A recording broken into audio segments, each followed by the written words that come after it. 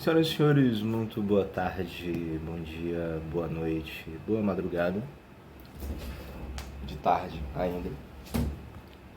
Fazendo sol pra caramba. Podia estar na praia, né? Ô, diacho.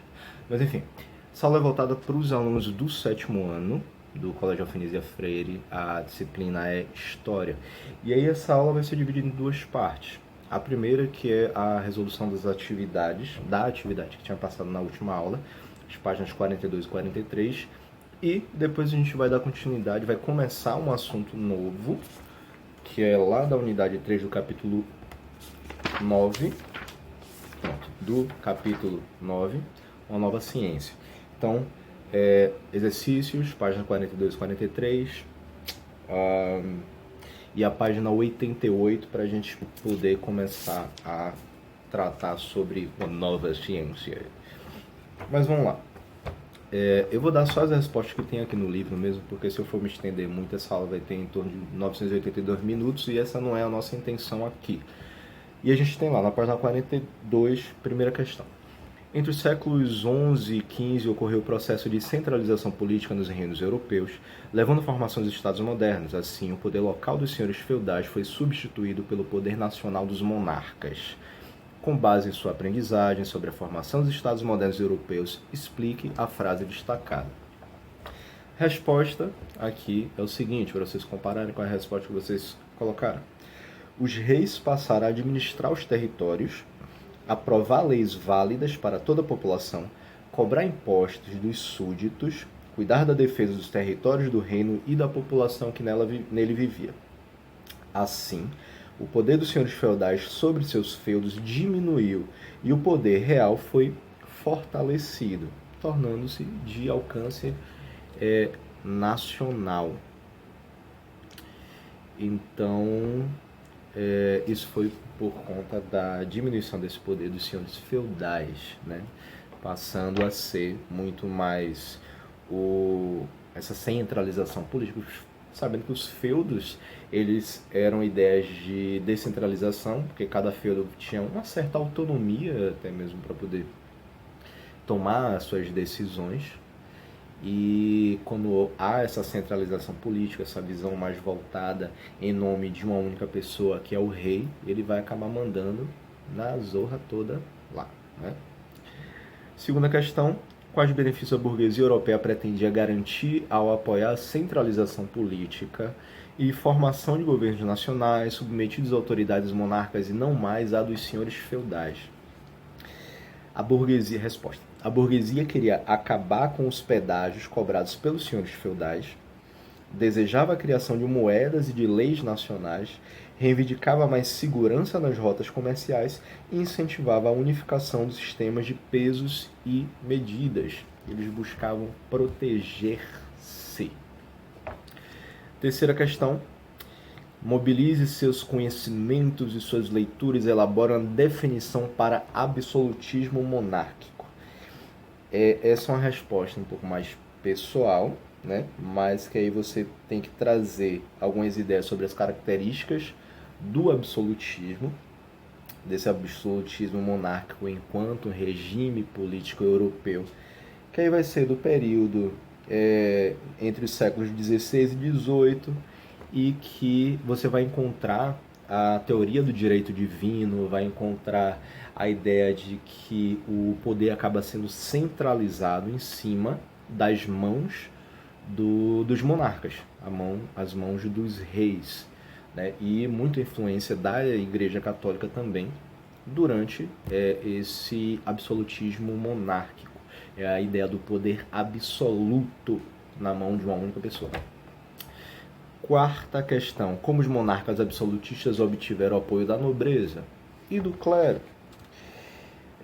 Para garantir o apoio da nobreza, muitos monarcas aproximaram-se dos nobres, permitiam que fizessem parte da corte e concediam-lhes privilégios. Os nobres eram que tinham os dinheiro lá e ajudavam lá o rei. Como a isenção de impostos. Para ter apoio do clero, igreja, os monarcas mantiveram terras sob o controle da igreja, fizeram novas doações de terras a ela e concederam-lhe o privilégio também de não pagar impostos.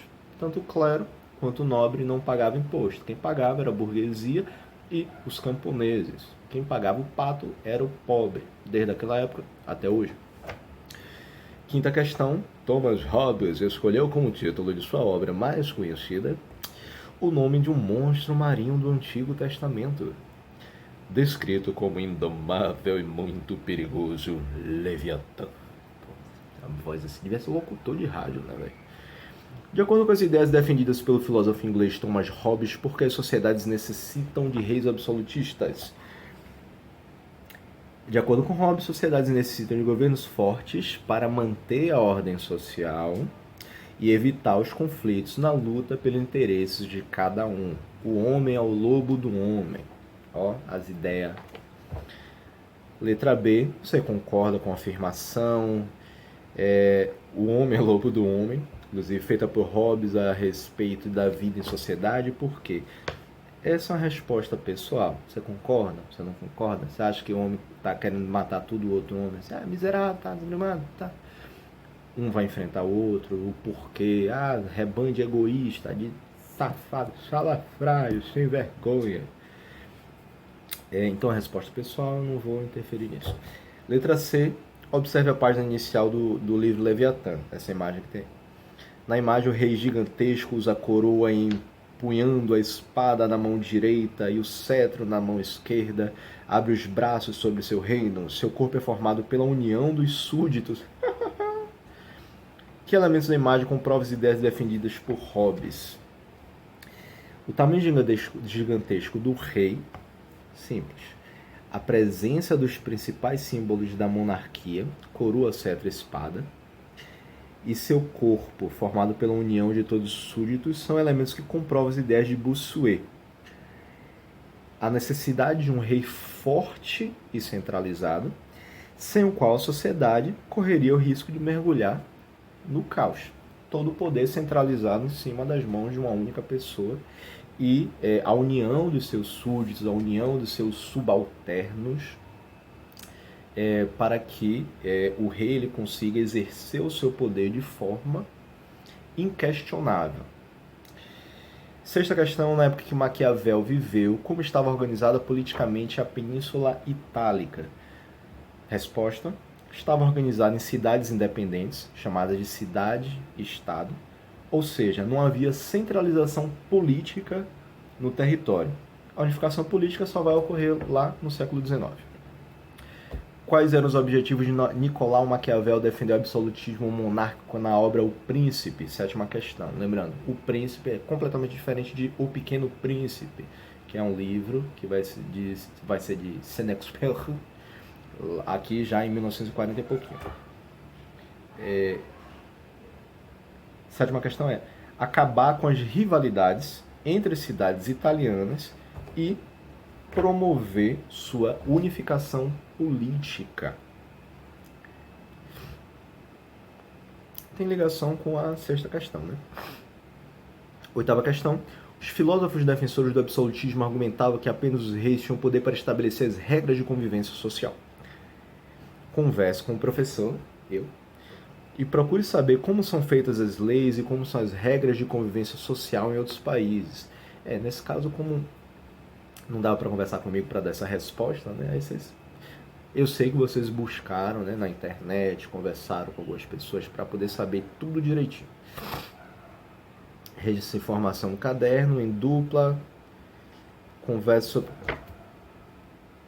Não, essa oitava questão, se vocês fizeram... a gente deixa para lá, a oitava. Então pula direto para a nona questão. Nona questão diz o seguinte: o filósofo inglês Thomas Morris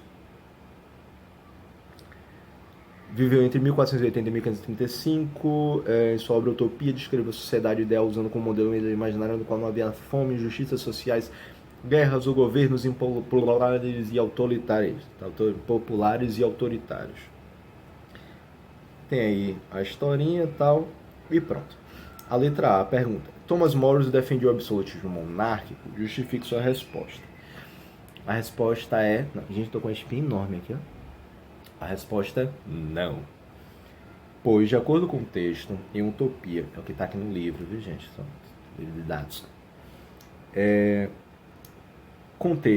De acordo com o texto, em Utopia, o príncipe era definido pelos sigrofantes, magistrados eleitos anualmente para cada 30 famílias que viviam em Utopia, entre 4 candidatos escolhidos pelo povo. Além disso, governantes que se comportassem de forma autoritária perderia o poder de governar. Letra B. Atualmente a palavra utopia não se relaciona apenas ao nome da ilha imaginada por Thomas Morris, mas seu significado está relacionado à ideia do escritor quando descreveu a ilha. Qual é esse significado? O que é utópico? Aquela viagem assim, pá, tá. Utopia se relaciona a uma sociedade que é superior e que é perfeita. Algo tão ideal que se torna inatingível, uma fantasia. A ideia de utopia, essa é uma resposta um pouco mais pessoal, claro, de acordo com o que vocês compreendem enquanto utopia. Mas, basicamente, a ideia de utopia vai ser aquilo que é inalcançável. Uma vida, uma pessoa perfeita, por exemplo, é algo extremamente utópico, porque é algo que é impossível de se alcançar. Porque um par perfeito, vocês namoradores, não, mentira, eu sei que vocês não namoram nessa idade, viu? Viu, Luísa? Vocês não namoram. O par perfeito, aquele companheiro, aquele namorado ideal. Gente, isso é utopia, não existe. Sempre vai fazer alguma cagada, fazer alguma besteira. Tá? Acontece. Então, não existe perfeição, não existe essa ideia de sociedade perfeita, não existe essa ideia de pessoa perfeita, de governante perfeito. Isso tudo é utopia. Claro que a gente pode chegar em pessoas que se aproximam de um ideal, mas nunca existirá algo perfeito. Isso é utópico. Letra C. Thomas Morris acredita ser possível haver uma sociedade ideal baseada na justiça e harmonia. Reúna-se com colegas na ideia de Morris. Descreva uma sociedade que vocês considerem ideal. Aí também vai ser uma resposta pessoal de vocês. Se vocês quiserem me mandar depois, tranquilamente. Eu tô com calor, eu tô meio suado. Vocês podem me mandar depois, se vocês quiserem. Se não quiserem, também vocês não precisam me mandar. Mas de preferência me mandem. Só ideia assim. Porque é interessante que vocês possam identificar essas ideias de valores, projetos. Meu cabelo dá muito gente. Eu fiz a barba, cabelo cortei. Então, vocês precisam construir uma ideia de uma sociedade que tenha os seus valores morais, seus valores éticos sempre respeitados. Que não exista injustiça, que não exista uma desigualdade social, essa diferença abismal, essa diferença gigante entre pobres e ricos, como a gente vê, infelizmente, dentro da sociedade que a gente vive hoje. Um mundo sem doenças, sem guerras, sem coisas ruins acontecendo, né? Preconceito, homofobia, racismo, gordofobia, bullying, enfim, essas ideias em geral. E a 10ª questão tem um textinho e fala no final: de acordo com o texto, qual relação o rei absolutista francês Luís XIV fazia entre seu poder e arquitetura? E a resposta é: para Luís XIV, seu poder absolutista e sua glória tornavam-se visíveis com grandes obras da arquitetura, como palácios, arcos do triunfo, obeliscos. Por isso, mandou construí-las em Paris. Vozeirão, né, gente? Maravilhoso. Professor, você é lindo! Uhul! Maravilhoso! Obrigado, gente. Obrigado. Eu sei que eu sou. Mas enfim, aí a gente pula lá agora para a página 88 tá? O capítulo 9, que vai falar uma nova ciência, o ser humano, razão e ciência. Depois a gente vai entrar em alguns detalhes. Depois a gente vai entrar em alguns outros detalhes sobre essa relação da ciência com o período histórico que era vivido lá. Isso aí é um período ainda dentro do Renascimento, pós-renascentista, e depois a gente vai ver qual a influência que isso vai ter na Reforma Protestante, na Contra-Reforma também, que é uma resposta da Igreja Católica à Reforma Protestante, né? Ao Calvinismo e ao... esqueci o nome do outro jovem lá. Ao luteranismo também, e ao anglicanismo, mas isso aí a gente vai ver mais pra frente. Chega lá na página 88. O que é que tem na página 88? Quando alguém ouve a palavra ciência, é provável que lhe venha à mente a figura de alguém cercado de instrumentos de alta tecnologia. A ideia tanto de ciência quanto de tecnologia, a gente pensa logo realmente na sociedade moderna, né? No que a gente vive hoje, sociedade contemporânea. Então, aquela ideia de que a pessoa cheia de máquinas em volta, uma máquina do tempo, um iPhone, tecnologia, né, gente? Mas a ciência é, antes de tudo, um modo de pensar e de agir que tem como objetivo aumentar o conhecimento humano sobre a realidade, que se baseia em um conjunto de princípios, que constitui o chamado método científico, e que orienta determinadas práticas. É tipo o que a gente consegue ver hoje em dia, a gente vivendo essa pandemia, que fala sempre, vamos escutar, em primeiro lugar, a ciência. O que é que a ciência faz? As ciências médicas, o que é que elas fazem?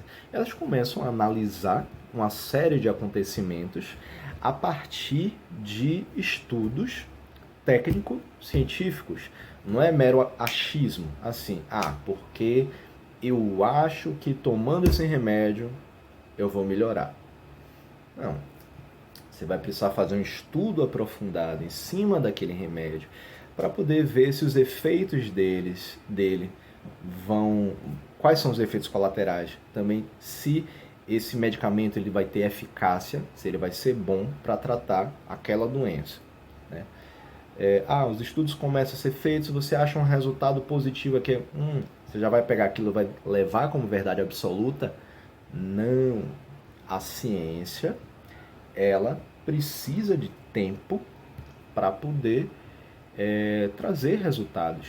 Não é simplesmente de uma hora para outra. Assim. Os estudos são muito mais aprofundados porque dependem de diversos fatores. De repente, algo que pode dar certo para, digamos, pronto, a dengue. A dengue a gente sabe que tem a chikungunya e qual é o outro? Chikungunya e o Zika vírus, né? Ambos têm como vetor o mosquito da dengue. Só que um medicamento que seja válido para o Zika vírus pode não ser válido para a chikungunya. E como é que você descobre isso? Através da ciência. Através de análises laboratoriais com o sangue das pessoas infectadas, através de uma série de exames que são feitos em geral. Qual a origem, ainda que seja o mosquito da dengue o vetor, mas o porquê que se chegou ali. Então, tudo isso a ciência vai trazer resposta através dessas análises e não de achismo. Importante, sempre falar isso. Nas ciências exatas e biológicas, o método estabelece critérios para se alcançar o estabelecimento de verdades por meio da experimentação e da confirmação matemática. Experimentação, experimentos. Experiência ocorre através dos experimentos. E depois a confirmação matemática, análise de dados, de estatísticas, análise de números. Nas ciências humanas, muitas vezes não é possível fazer experimentos. Na ciência histórica, por exemplo, não é possível voltar ao passado para fazer medições e experiências. Nesse caso, o método científico procura estabelecer critérios racionais, racionalidade, razão, para se investigar os elementos disponíveis na realidade. Na ciência histórica, Por exemplo, o método científico estabelece referências para interpretar os documentos históricos. A interpretação na interpretação pode existir falha? Pode. É por isso que se busca ter o máximo de informações possíveis para poder se chegar a um denominador comum, uma visão comum. A história trabalha dessa forma. Então, você vai buscar uma fonte, não vai buscar somente uma fonte, vai buscar diversas fontes históricas, diversos documentos, conhecimento empírico mesmo. Você vai buscar diversos documentos, vai buscar objetos da época, as escavações arqueológicas. Uma escavação arqueológica, você vê, 30, 40 mil anos atrás, você não vai ter uma pessoa que viveu de lá para cá e para poder te dar uma entrevista, né? Então, você vai buscar através de uma série de experimentos, uma série de escavações, uma série de informações obtidas através de análises técnicas também, que inclusive pode ter relação com essas combinações matemáticas, tá? Química, matemática, física, para poder chegar a uma ideia em comum. Então, a ciência histórica ela utiliza também esse método científico para poder identificar, estabelecer essas referências. Muitas descobertas científicas ocorreram ao longo dos anos, mas foi no período do Renascimento que se consolidaram suas características marcantes, iniciando um processo acelerado de transformações que chegaram até os nossos dias, em que a ciência é uma das forças sociais que mais contribui para o desenvolvimento humano. Foi naquele período que começou a se delinear com clareza uma forma de pensar verdadeiramente definidora do mundo em que vivemos, a ciência. Vai ser durante o período do Renascimento que o cientificismo ganha adeptos. Vai ser através da ciência, através da razão, através dos experimentos, ao invés de se buscar todas as respostas através de Deus. Por quê? Naquela época, a gente sabe que as ideias sobre Deus eram a resposta para tudo. Como assim, professor? Como assim, Vitor? Vilobaldo. Então, naquela época, muitas das explicações eram simplesmente baseadas no achismo. Porque se a água corre para baixo, né? Você abre uma torneira e a água vai para baixo ao invés de ir para cima, o que significa isso? É porque Deus quer que seja dessa maneira. Gente, pelo amor de Deus. Não, peraí, pelo amor de Deus, não. Pelo amor da ciência. Não é bem assim, não. Vamos analisar isso aí de uma forma diferente. E aí vem o quê? Lei da gravidade. Lei da gravidade, a ideia aí do empuxo a gravidade que existe na Terra, que impede que a gente saia voando por aí. E aí a gente está lá andando, a água vai ter que cair para baixo, né? Você jogar uma caneta, ela vai cair. Você, sei lá, pegar Júlia, segurar-se para cima, se largar, ela vai cair. Por quê? Lei da gravidade. Não é só porque Deus quis. Meu Deus, Deus. As explicações elas vão buscar ser respondidas. A sociedade vai começar a buscar respostas através da ciência. O cientificismo vai ganhar corpo durante o período do Renascimento. Tudo bem que ainda vai ter muita gente sendo perseguida nessa época simplesmente por pensar de forma científica, de tentar achar lógica para as coisas que acontecem na sociedade.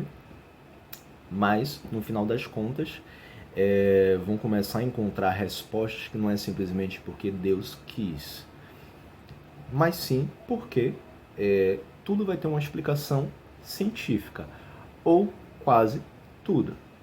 Isso significa que não pode se acreditar mais em Deus. Seu herege, miserável. Não. Deus pode... Desculpa. Deus pode ser ainda... Foi Deus que... Foi Deus... Foi Deus. É, ainda é possível, claro, você ter a sua fé em Deus, você buscar conforto nas palavras de Deus, tranquilamente. A fé nada mais é do que a busca pelo conforto através do pensamento, através da palavra de Deus, que ela pode ser dada por católicos, por evangélicos, por todos aqueles que acreditam em Deus, ou aqueles que têm outras religiões, que têm outras divindades, se respeitando. Gente, por favor, sempre se respeitando a fé alheia, independente de sua religião. Respeite a religião dos outros, tá? E aí então, se respeitando isso, cada um vai ter a sua fé, cada um vai ter sua crença, vai buscar explicações para aquilo que a ciência não explica. Então, a ciência vai explicar. Se você não tiver a resposta da ciência, aí você pode acreditar que foi Deus que mandou. Ou os orixás, ou o senhor macarrão. Enfim. E aí, na página 89, só para a gente finalizar a aula de hoje, é o ser humano, a razão e a ciência. Embora o Renascimento tenha inaugurado o conflito entre o racionalismo científico e o pensamento religioso, tudo que a gente vem falando, é justamente nas instituições religiosas que estão as origens do racionalismo. Como assim? Nas universidades católicas que floresceram na Europa ao longo da Idade Média, o conhecimento humano era dividido em 7 disciplinas: lógica, gramática, retórica, que é a capacidade de falar em público, capacidade de argumentação, oratória, aritmética matemática, astronomia. Gente, ó, astronomia não é acreditar em signo, horóscopo, não, viu? Astronomia é astro, os planetas, ó, movimento de maré, pá, não sei o que, lua, sol, tá?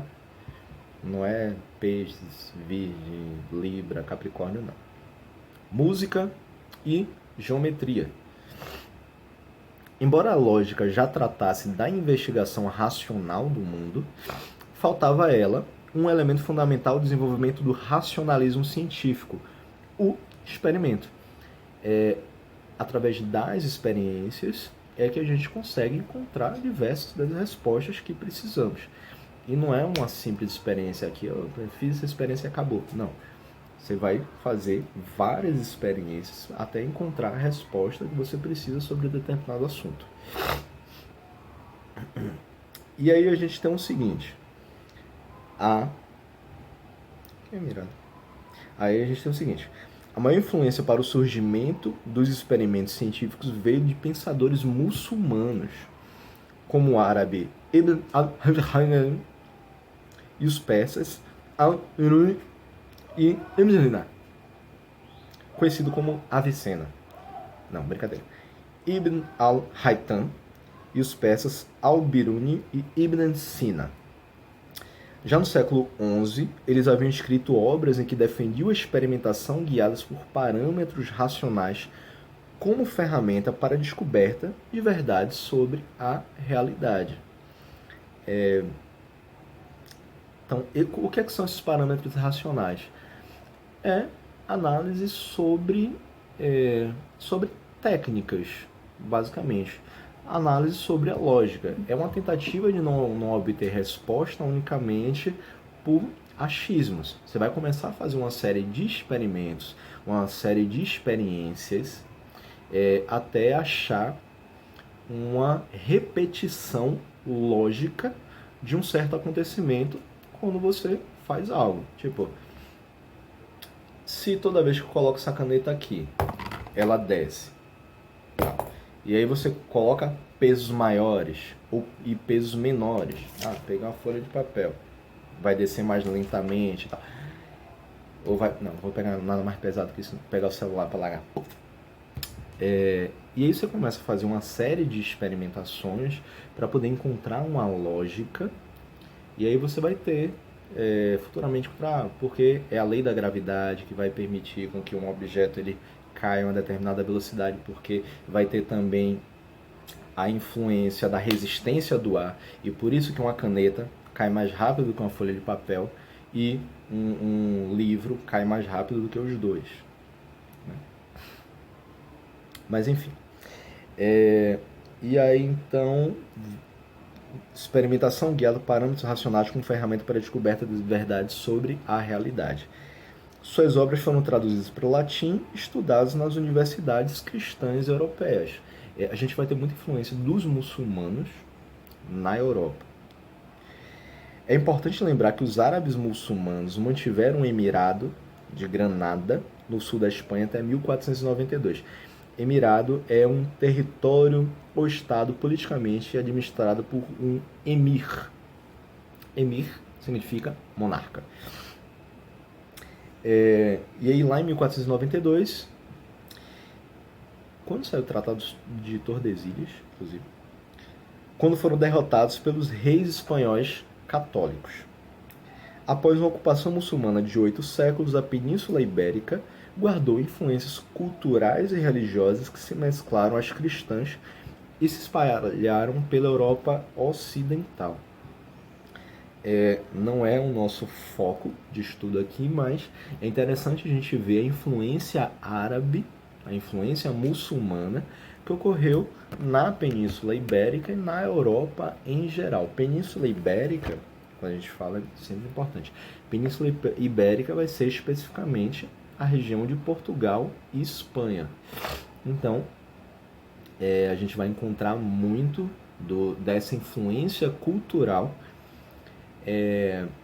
dos países árabes, dos muçulmanos, países muçulmanos, em Portugal, na Espanha e também nos países que fazem fronteira, que estão ali mais próximos. É o que a gente chama de Europa Ocidental, é a parte ocidental, a parte oeste da Europa. Vai receber muita influência dos árabes, dos muçulmanos. Entre os séculos XII e XVII, o pensamento científico que unia o racionalismo, razão, e a experimentação se estabeleceu de maneira definitiva na Europa. Pensadores como Francis Bacon, Galileu Galilei e René Descartes, muitos deles filósofos, inclusive o Francis Bacon e o René Descartes, eles são filósofos. Galileu Galilei ele já vai ser muito mais um cientista. Estabeleceram aqueles que são até hoje os principais teóricos das ciências. Todos esses cientistas eram homens religiosos. Mesmo assim, o pensamento científico entrou em conflito com a Igreja Católica. Então, vocês conseguem ver que mesmo pessoas que estavam dentro da religião, mesmo pessoas que tinham a sua fé cristã, que acreditavam em Cristo, que acreditavam em Deus, eles sabiam que havia uma necessidade de se buscar respostas que estavam fora da igreja. Respostas científicas para poder estabelecer parâmetros dentro da sociedade, para que você conseguisse obter respostas através da razão, através da ciência, através do experimento, muito mais do que simplesmente achismos, porque Deus mandou. Não. Mantenho minha fé em Deus, mantenho minha fé em Cristo, mas eu sei que eu preciso buscar respostas através de experimentos, através de experiências, através da razão, da lógica, da matemática e assim por diante. Beleza? Na próxima aula a gente continua com página 90 e assim por diante. Beleza? Valeu, galera. Tá? Tchau. Tô bonitinho assim, cabelo cortado, sem barba. Tô, né? Eu sei que eu tô.